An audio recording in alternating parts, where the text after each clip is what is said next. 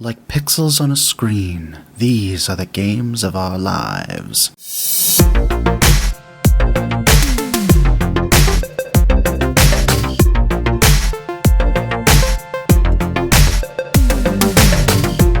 It's the dog days of summer. Oh god, I can't wait for it to be over. Welcome back to the Games of Our Lives. This is episode 17.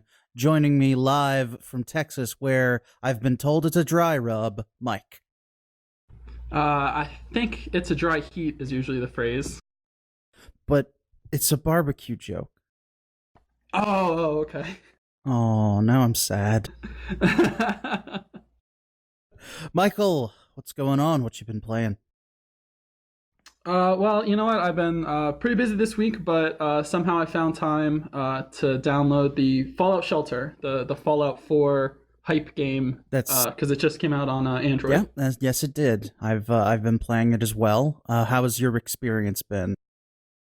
So I don't know. Have you played any of these sort of freemium games like this before? I played a couple, yeah.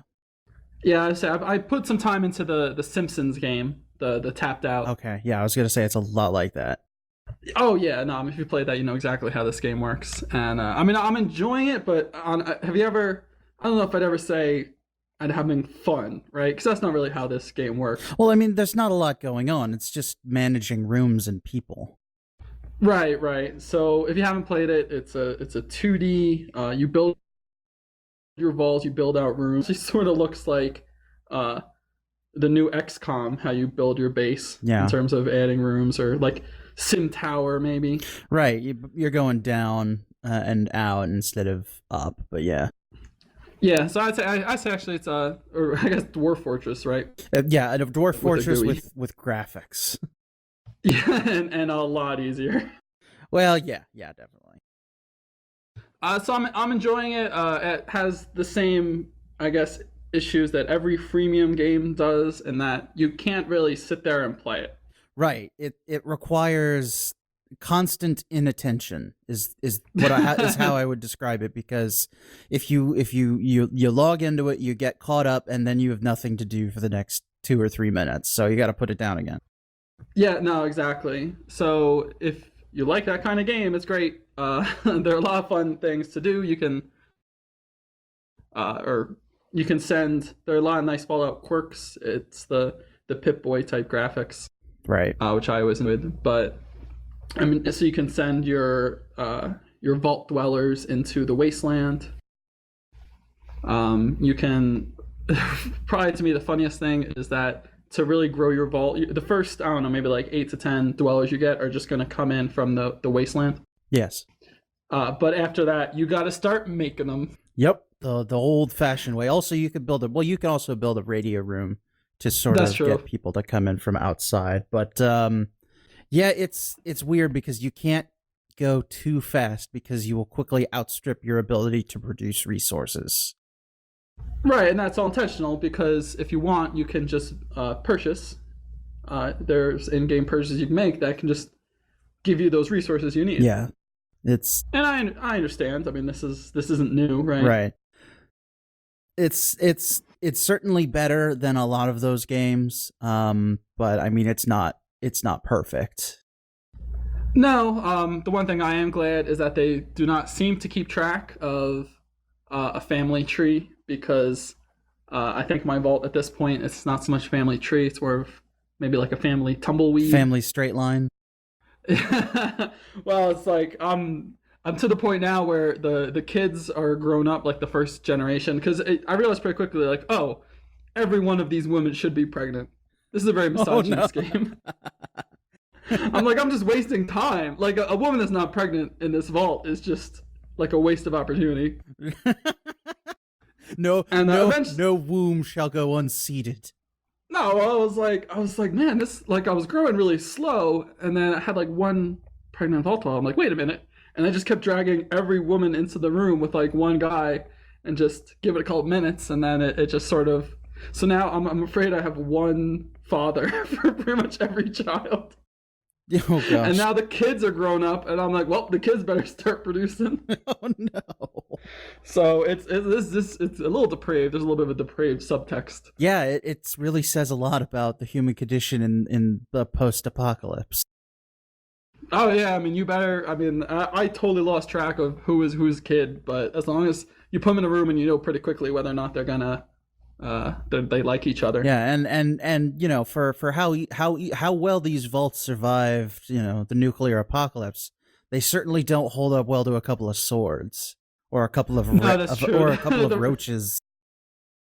Yeah, that's true. It's pretty much it's Sim Tower, but instead of cockroaches, it's rad roaches. And raiders, he come in they knock on the front door politely and it opens for them. That's true. I have to knock a couple times. If you upgrade the door, yeah.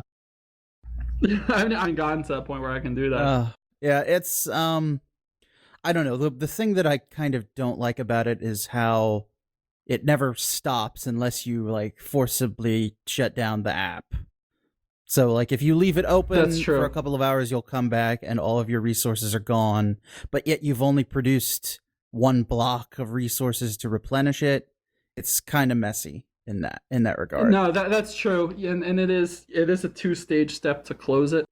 I don't know. The constant inattention thing doesn't really work for the way that I play mobile games, which is basically just whenever I go to the bathroom at work. So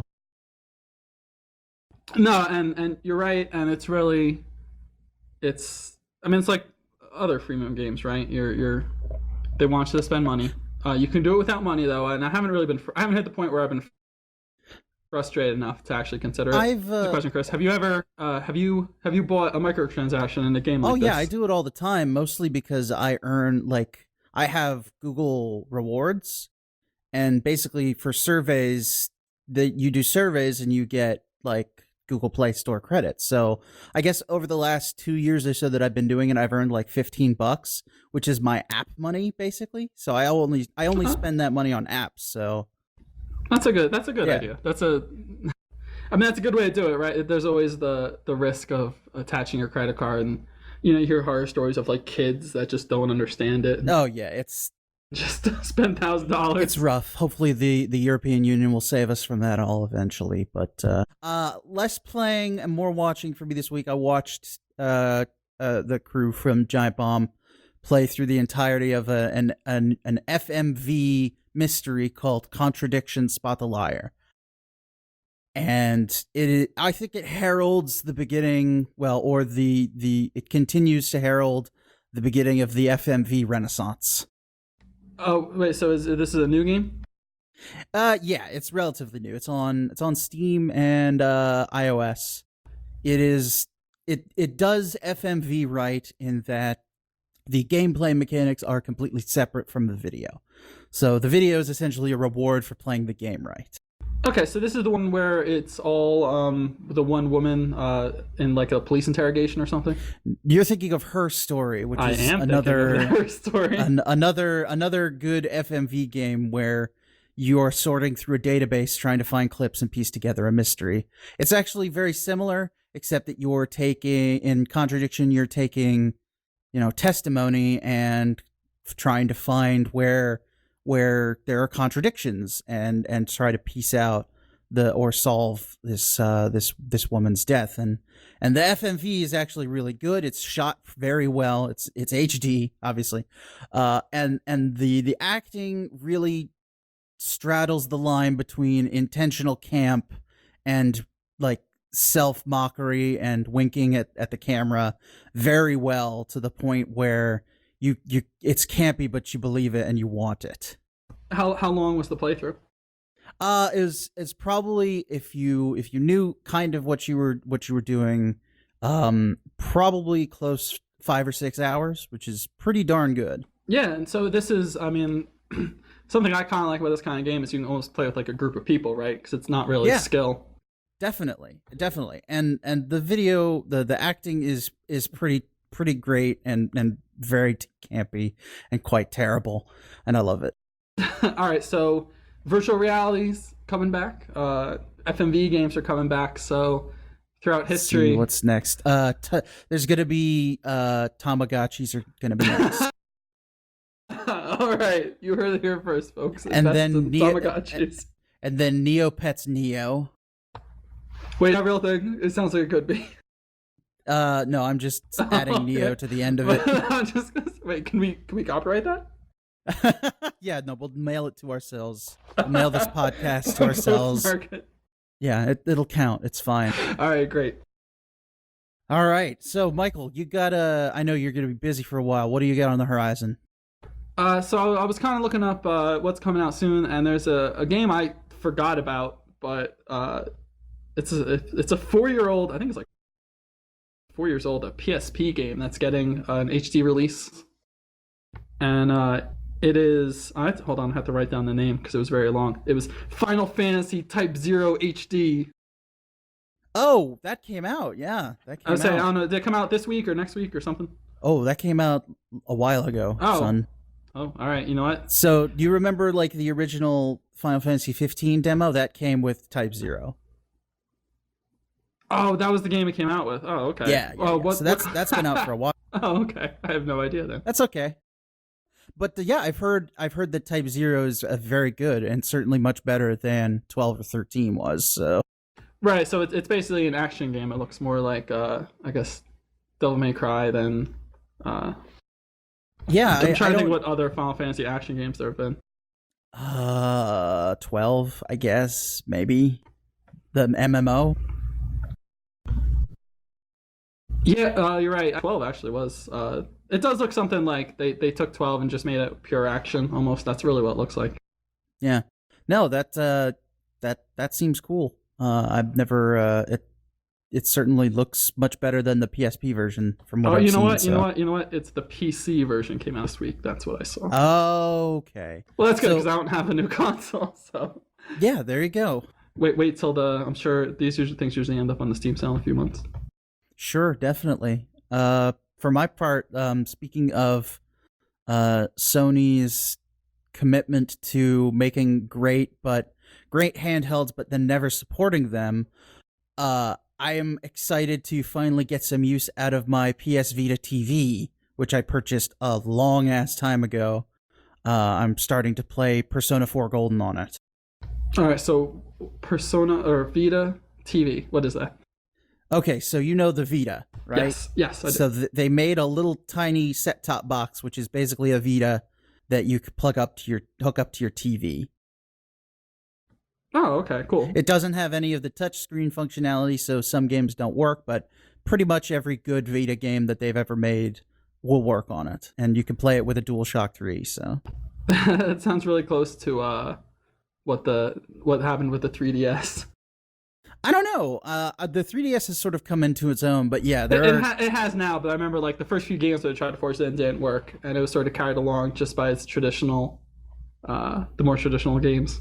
Right, and I mean, like there are a couple 3DS games that I'd love to play on a television, but yeah, Persona is not a game that I can imagine playing like on a bus ride because, you know, pretty much everything is fully voiced. The music is amazing, but yeah, no, the Persona 4 originally came out on PS2 right at the end of the PS2's life cycle. Like I think the PS3 was out when they actually released Persona 4.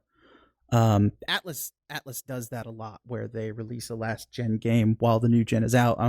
Persona 5 was originally going to be a PS3 only release.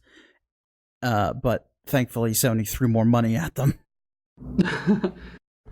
I mean, eventually, if enough people will buy it, right? Eventually, there are very few true exclusives now, I would say. Yeah, no. Well, the Persona series is basically all of Atlas's games are these weird niche Japanese culture out the butt games that you would think would not work in mainstream like Western culture. Western would not like garner a Western following because of how Japanese they are, but yet the hunger is real for these games. So Persona 4 Golden. So is that just like a re-release or what is it, I guess? It's up-res. They cleaned up a bunch of the graphics. They've added a bunch of content. Atlas has a history of doing this with their Persona games, is they'll release like a Game of the Year, quote-unquote, edition with a bunch of extra content and they sort of tune the difficulty a little bit. I don't know. Have you ever gotten into a Persona game? Yeah, I want to say I played Persona 2, but I didn't finish it. I probably put maybe like 10 hours into it. Yeah. So they just it's the best high school simulator / dungeon crawler in existence. So if you've played the original, is it worth going back and playing these like re-releases? I've heard yes, and typically the people that play through all of the original games love the games so much that going back is just fun for them anyway. But they do certainly add enough content to them when they do these re-releases, and also like because of how this game got released originally, not a lot of people played it anyway. So okay, so have you started playing that, or are you planning on starting? Yeah, I've dropped 10 hours into it so far. I made the mistake of doing that because I'm sort of towards the tail end of playing Persona 3, and I don't know. I don't know that I can ever go back because 4 is just like objectively better game. They're not connected in any way. It's a totally different scenario, and characters, but I mean the themes are all there. They're all the same, but it's so objectively better in almost every measurable way. Oh, sadly, yeah, I would say I actually have a non-insignificant amount of RPGs that I've put a lot of time into and just never finished. Yeah, no, that's just the way of those games. All right, so any news you want to talk about? Yeah, just after Gamescom, Blizzard started, or rather had a big old press conference about the next WoW expansion, which, seems pretty quick since they released one last year, I think I want to say. I don't know. I've been out the game for 3 years now. I've been clean and sober for a while. Their subscription numbers have been dropping, I believe. Yeah, right? So at the peak during Wrath of the Lich King, which was the second expansion, I want to say, they were up to 10.x million, and now they're back down to 5 million, which is still a staggering number. Well, I mean, yeah, considering we're in a games economy where WoW is the only subscription. WoW and Final Fantasy XIV are the only subscription games in town, and Final Fantasy XIV isn't doing WoW numbers. No. So even the sky is falling numbers for WoW is still enough, still more than 99%. Yeah, of other games do. Yeah, and so since I've been out of the game for so long, I can take a more critical eye at what is in the next expansion, and it is basically Burning Crusade was the first expansion to vanilla WoW that aimed to tie up a lot of the first 2 expansions for World of Warcraft were probably my favorite, mostly because they were centered around tying up story elements from Warcraft 3 and the Frozen Throne with Illidan and Arthas specifically. So the expansions since then have kind of been lackluster in that regard. I got out during Mists of Pandaria, which is basically an entire expansion dedicated to an April Fool's joke. Oh, that's right. Could you order pizza through it, though? No, sadly. Wrong joke. Yeah. Then Warlords of Draenor has been out for a while, and from people who are still in the game telling me that it's sort of content light, which I guess is why they're pumping out a new expansion so quickly. This one is basically Burning Crusade 2. They're bringing back a lot of the demon elements. They're adding a new class for the Demon Hunter, and I've heard that Illidan will play a story role once again, even though he was totally dead at the end of Burning Crusade. Spoiler alert. Yeah, well, come on. Can you really spoil an MMO? For I would say, how long? Spoiler, he died, and millions and millions of times he died. Yeah, I've personally killed him at least 20 to 25 times. So, I mean, I guess if you're making an MMO and you're making a new expansion, is your goal to make high-level players happy or try to bring in new players? Well, for Blizzard, it seems let's try to get some of these people back in the saddle again. Um, so I don't know. WoW is so like the so different than the original game that was released now that I don't know. I mean, they spent one of the expansions, a majority of the content was an overhaul of the vanilla game so that the vanilla game experience was better for new players. So they kind of focus actually, I think they do a very good job. Like, I'm not down on World of Warcraft. It's a very good MMO. I just can't dedicate myself to that lifestyle anymore. No, I totally understand. And I completely avoid MMOs because I'm afraid, like, I'll put way too much time into a game like Fallout Shelter. Yeah. What happens if there's a game that actually has something for me to do? I'm done. Yeah, no. World of Warcraft is a fantastic game, and Blizzard does a really good job. Like, they don't mess around with their properties. And World of Warcraft, even though it's kind of a shitty cash-in a lot of the time, they spend a lot of time on it, and then they make the story really compelling if you pay attention to that stuff. So I'm kind of a little sad that they're already going back to the old villains. Well, but I mean, to be honest, there isn't a lot left in the Warcraft lore that they can do. So I guess I understand. Yeah, and you'd imagine, I will say one thing, most other game companies at this point would have dropped World of Warcraft, or like dropped this game to focus on developing the sequel, and there might never be a World of Warcraft 2. Well, like, they were doing that for a while. That was what Titan was going to be, and then they decided, you know what, Titan's just never going to happen. So we'll cannibalize Titan, we'll put elements of Titan in our new game Overwatch, and then take the other MMO-ish elements and try to work them into Warcraft. Okay, yeah, so, I mean, there's something, they do I mean, that's always the risk, right, of splitting your player base if you do release a sequel. Yeah, and I think I have a great deal of respect for Blizzard because they're one of the few game companies that will hype a project, and then say, you know what, this just isn't going to happen after 10, 15 years of development, and then just cancel it.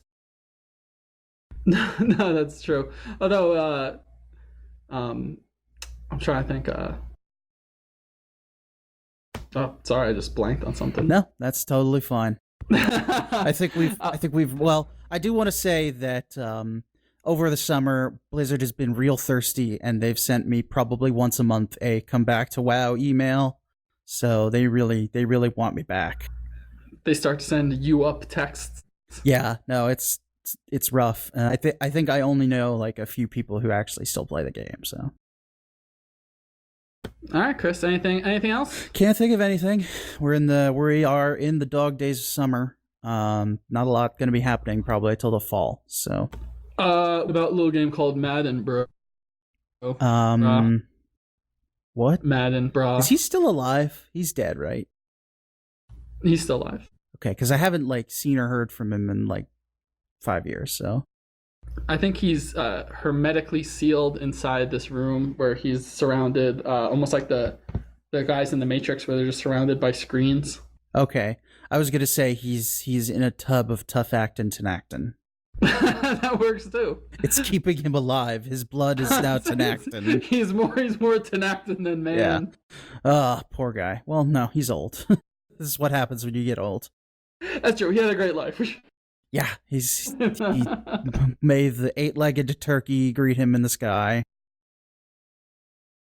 I would say, R.I.P. John Madden, who is not actually dead yet. Well, I mean, in the great beyond, when we actually have fans to this podcast and they go back and listen to the archive, he probably will be. That's true. We'd be very prescient. Yeah. Well, hey, this old guy's gonna die. Whoa! How did they know? My God, geniuses. I think that's going to do it for us this week. Thanks for joining me from El Paso, Michael. More than welcome. And friends, will do us a favor if you like the show. Go ahead and spread us around. That's the only way that we can reach new listeners.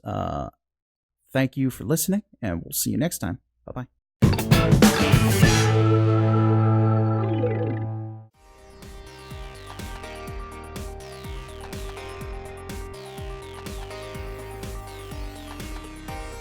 Is that any better? Ah, yes, much. Oh yeah, it's been so goddamn hot here. It's just the hum of the air conditioners doesn't even register anymore. Yeah, we'll keep it short so that you don't melt. All right, I appreciate it. Okay.